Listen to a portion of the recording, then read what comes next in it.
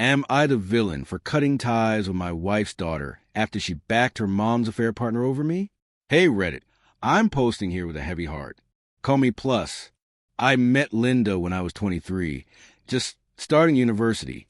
She was 21, beautiful, clever, and had a laugh so contagious it could brighten the darkest day. From the moment we met, I was all in. What she didn't tell me, and I wouldn't find out until months later, was that she already had a child. 3 months into our relationship, she introduced me to Lisa, her 4-year-old daughter. I remember the day vividly. It was my first time meeting her family, expecting nothing more than awkward smiles and polite conversation. Then I noticed a little girl standing close to Linda's mom. I asked casually if she was Linda's younger sister or maybe a cousin. Her response stopped me cold. "She's my daughter," Linda said. I thought I misheard. A wave of emotions hit me: shock, confusion, betrayal. She had a child and didn't tell me?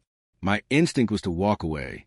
But Linda cried, pleaded with me to stay, asked for a chance to explain. And against my better judgment, I stayed. Over time, something unexpected happened. I bonded with Lisa. She was bright, playful, and had a way of charming everyone around her. I wasn't just falling in love with Linda anymore. I was falling for Lisa too. I wanted to be her father. The years rolled by. In early 2019, before the world turned upside down, Linda and I got married. Then in late 2021, I legally adopted Lisa. She was officially mine in every way that mattered. In early 2022, Linda gave birth to our son, Mark. Everything felt complete. I had my family. Linda decided to become a stay-at-home mom after Mark was born, and I supported her 100%. I picked up extra shifts, worked harder to give them a comfortable life. I thought we were living the dream. Then came the change. Linda began spending more time away, saying she needed breaks with her friends. I didn't want to be the possessive husband, so I said nothing. But soon there were signs: endless texting, hushed phone calls, slipping outside whenever a certain name flashed on her screen. The moment I couldn't deny it anymore came when I came home early one day. She was out front, chatting on the phone, which seemed normal until I stepped inside. Mark was on the floor, red-faced and screaming. The stench hit me instantly. His diaper hadn't been changed all day. I picked him up, shaking with rage, and stormed outside. Linda didn't even notice me at first, too lost in her conversation. I grabbed the phone from her hand, went inside, and locked the door. The voice on the other end, male, panicked. "Who's that?" He hung up the moment he heard me speak. That was it. I checked her messages. Every filthy exchange, every "I miss you," every plan to meet up, every steamy detail. I screenshotted them all and sent them to myself. Then I erased them from her phone. By the time she realized she was locked out, she was pounding on the glass, screaming. I finally opened the door, and she slapped me the moment she stepped inside. I stood there frozen, Mark still in my arms. Her expression shifted from anger to horror. She broke down, sobbing and begging for forgiveness, reaching for me. I pushed her away and told her to sit down. I asked Lisa to take care of Mark upstairs while Linda and I talked. I confronted her. Calm, direct, no space for lies. "Who is it?" I asked. She hesitated before mumbling, "Daniel, my ex-boss." "For how long?" "6 months, she whispered. "Did you sleep with him?" Silence. "Linda," I said low, "this is your last chance." She nodded. "My final question, did you use protection?" She collapsed into sobs, begging me not to leave her, promising to block him, to never see him again. She said I could get revenge, cheat, scream, do whatever I wanted, just please don't go. Before I could speak, Lisa came downstairs. She walked over to Linda and asked, casually, "Does he know about Daniel?" Like it was nothing. I stared at her, stunned. "You knew?" She didn't blink. "Yeah." Tears filled my eyes. "Why didn't you tell me?" She crossed her arms and said, "Because unlike you, Daniel buys me what I want without me having to ask." Her words hit like a knife. I stared at the girl I'd raised as my own, the child I'd given everything to. How could you do this to me? I asked. She shrugged. You're not my real dad. Linda yelled at her, but I couldn't hear it anymore. I took Mark, walked out, and drove straight to my parents' place. For days, I drowned myself in alcohol while my mother, bless her, cared for Mark. I canceled everything for Lisa. No more private school, no extracurriculars, no support of any kind.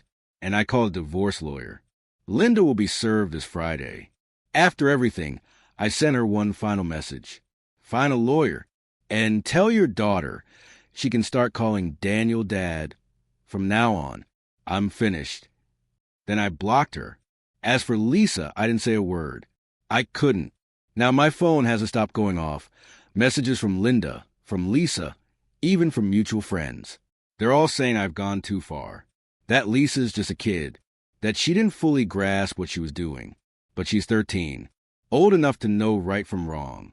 Old enough to understand that she hid her mother's affair from me. Old enough to throw the love I gave her back in my face like it meant nothing. And yet, there's a part of me that still clings to the hope that maybe, just maybe, this could be salvaged. That therapy might help. That we could claw our way back to the life I once believed was perfect. But I'm torn.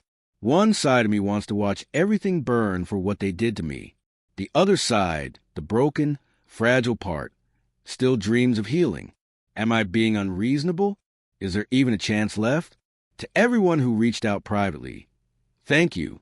I've been flooded with messages, and while I may not reply to all of them right away, I want you to know I see them.